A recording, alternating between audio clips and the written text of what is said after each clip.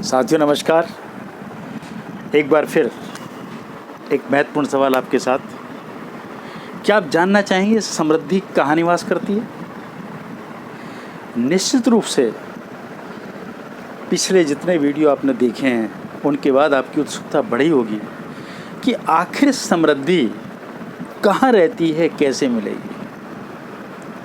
और अगर ये सवाल आपके दिमाग में है, आपकी चाहत है ये जानने की कि समृद्धि कहाँ निवास करती है, तो साथियों ये वीडियो आपके लिए है। बस अंत तक इसमें आप बने रहें और अगर ये आपको अच्छा लगता है तो लाइक, शेयर और सब्सक्राइब करना न भूलें हमारे समृद्धि सागर चैनल को। साथियों मेरा नाम डॉक्टर विदीप त्यागी है, मैं एक समृद्धि विशेषज्ञ हूँ और आज आपके लिए एक महत्वपूर्ण जानकारी लेके आया हूँ। आपका एक मार्गदर्शन करने आया हूँ कि समृद्धि कहाँ निवास करती है। साथियों समृद्धि एक रिजल्ट है, एक अवस्था है जो बहुत सारे मिले जुले कार्यों से उत्पन्न होने का परिणाम है। तभी मैंने आपको बताया था कि एक भाववाचक संज्ञा है। साथियों आपकी जानकारी के लिए बताऊं कि ये बहुत महत्वपूर्ण है इसको समझना। आप देखिए, कोई भी फसल जब तैयार होती है उसका एक बीज होता है। ठीक इसी प्रकार से समृद्धि का भी साथियों एक बीज होता है। अगर वो बीज आपके पास है तो फिर आपको किस चीज़ की आवश्यकता होगी? उस जमीन की आवश्यकता होगी जहाँ आप उसे रोप सकें। और जब वो पल कर बड़ा हो जाता है तो उस बीज का फिर एक उपयोग होता है। उपयोग होने के बाद वो एक ऊर्जा उत्पन्न करता है और ऊर्जा उत्पन्न होने के बाद एक कार्य संपन्न होता है। उस कार्य का एक परिणाम होता है और वो परिणाम समृद्धि है। साथियों फिर से समझिए, समृद्धि कार्यों का परिणाम है।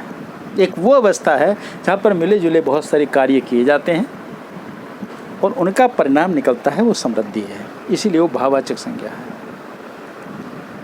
ठीक इसी तरह से समृद्धि की शुरुआत एक बीज से होती है और वो बीज एक ज़मीन में रोपा जाता है। रोपने के बाद वो उसकी फसल तैयार होती है और फसल तैयार होने के बाद जब उसका उपयोग होता है तो ऊर्जा उत्पन्न होती है और ऊर्जा से कार्य संपन्न होते हैं। कार्यों से रिजल्ट निकलता है, परिणाम निकलता है, वो आपका समृद्धि है।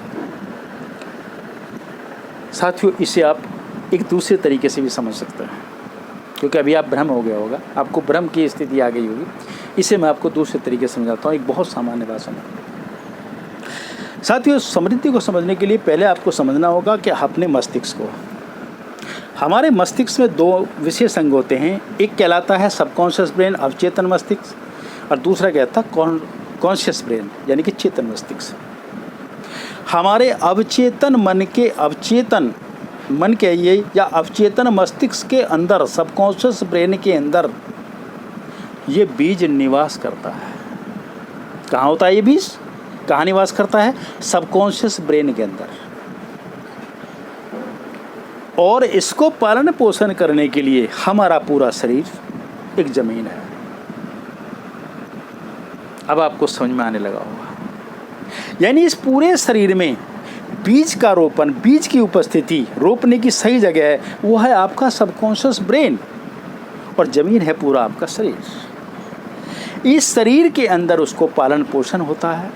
पालन पोषण होने के बाद वो एक्शन करता है, क्योंकि पालन पोषण के बाद जो बड़ा हो जाता है उसके फल होते हैं, तो उनसे ऊर्जा उत्पन्न होती है और ऊर्जा से कार्य संपन्न होता है। कार्यों से रिजल्ट आते हैं जो एक समृद्धि का कारण बनते हैं। अब मैं थोड़ा आपको विस्तार से समझाता हूँ। साथियों हमारे सबकॉन्शियस ब्रेन में यदि आपने एक थॉट ये डाली कि मुझे धनवान होना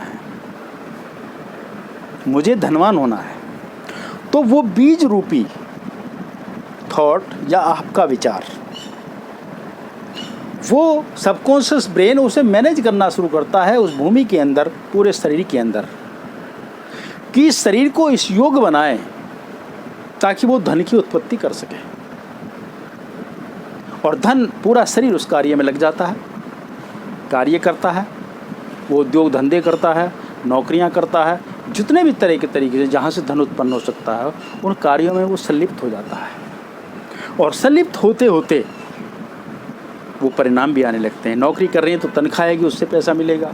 व्यापार कर रहे हैं तो उससे आपको पैसा मिलेगा, या और किसी अन्य तरीके से भी आपको पैसे मिलेगा। और पैसा आपके पास इकट्ठा होना शुरू हो जाएगा या आपके पास आना शुरू हो जाएगा। लेकिन कब? जब आपने उसके लिए एक्शन हुआ। और वो एक्शन किसने किया? एक्शन किया शरीर ने। शरीर इस योग्य हुआ कि वो एक्शन कर सके। ये बहुत महत्वपूर्ण है। लेकिन ये सब कहाँ से होता है? ये सब आपके सबकॉन्शियस ब्रेन से होता है। तो साथियों, इसे आप गहराई से समझिए। यदि आपको समृद्ध होना है, फिर मेरी बात ध्यान से सुने, यदि आपको समृद्ध होना है तो आपको अपने इस बीज को अपने सबकॉन्शियस ब्रेन के अंदर अंकुरित करने के लिए छोड़ना होगा। और फिर आपके पूरे शरीर रूपी पूरी भूमि के अंदर उसको खाद पानी दे के उसको वो वातावरण देना होगा ताकि वो पूरा पल्लवित हो सके, यानी कि वो पूर्ण तौर से बढ़ सके, वृद्धि कर सके, वो इस योग्य हो सके, वो ताकतवर बन सके, ताकि वो किसी भी एक्शन के लिए, किसी भी कार्य के लिए तैयार रहे। क्योंकि साथियों, अगर उसने कार्य नहीं किया तो रिजल्ट तो कुछ नहीं आएगा। जब रिजल्ट नहीं आएगा तो आपको समृद्धि प्राप्त नहीं होगी। तो साथियों, छोटा सा साइकिल है लेकिन बहुत महत्वपूर्ण है। आप इसे अपने जीवन में अप्लाई कर सकते हैं और अप्लाई करने के बाद इसके फ़ायदा उठा सकते हैं। हालांकि मैं इसके लिए आपको आगे के वीडियो में विस्तार से आप इसको कैसे बीज का रोपण करना है, कैसे इसको कहना चाहिए एक तरह से पल्लवित करना है, इसको खाद पानी देना है, कैसे इसकी ऊर्जा को नियंत्रण करना है, कैसे इसकी ऊर्जा को सही उपयोग में लाना है, इसके लिए मैं आगे वीडियो में आपसे मिलूँगा, आपको विस्तार से समझाऊँगा। लेकिन फ़िलहाल इतना समझिए कि ये जो आपका सबकॉन्शियस ब्रेन है ये बहुत महत्वपूर्ण है। इसके अंदर यदि आपने अपने इस बीज का रोपण कर लिया तब तो आप समृद्ध हो सकते हैं। अगर आपने रोपण नहीं किया तो आपके समृद्ध होने में संदेह है। तो आज वीडियो में इतना ही, आपसे विदा चाहूँगा और अगली वीडियो में आपसे फिर मिलते हैं। तब तक के लिए मैं आपसे बस एक ही कहूँगा कि समृद्धि के चैनल, समृद्धि का सागर चैनल जो लोगों की जन सेवा के लिए है और आपकी समृद्धि के लिए है, इसलिए जन सेवा हेतु इसे अधिक से अधिक शेयर करना, सब्सक्राइब करना या लाइक करना ना भूलें। नमस्कार।